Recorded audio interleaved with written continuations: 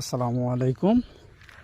আমরা এখন মূলত পালসা গ্রামে আছি, পিপা বাগানের দুজন কৃষকের কাছে যাচ্ছি, দেখি আর বাগানের মূলত কেমন কি চাষ করছে।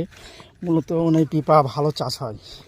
আসসালামু আলাইকুম। ওয়ালাইকুম সালাম ভাই। ভাই কি করছেন আপনারা? ভাই এই যে পিপের গাছ মানে পিপা তো ডাল ভেঙে গেছে তাই পিপা অনেক সুন্দর হয়েছে তো।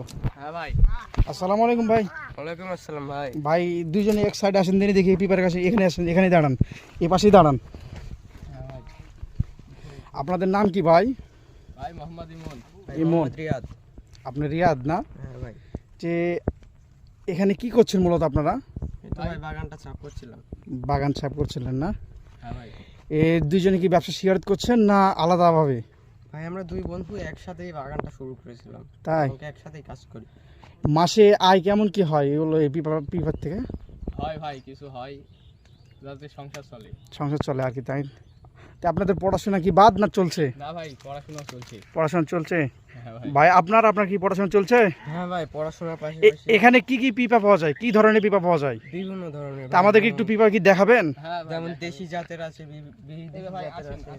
আসেন আমাদের সাথে। ভাই মূলত এটা কি ধরনের পিপা এটা? এটা হচ্ছে ভাই বাংলাদেশি সাইজের পিপা, যেগুলো মানে দেশি হিসেবে পাওয়া যায় এবং এইসব আমাদের বাজারেই পাওয়া যায়। তাই হ্যাঁ, এগুলো পিপা কত টাকা করে বিক্রি করেন আপনারা? এগুলো পার পিস ভাই আপনার 5 টাকা করে দাম লাগবে। 5 টাকা করে মানে এখন এখন তো কেজি 20 টাকা কেজি না?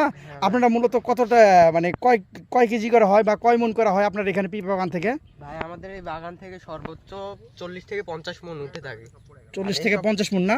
এসব এখনো জ্বালা আছে, একটু বড় হলে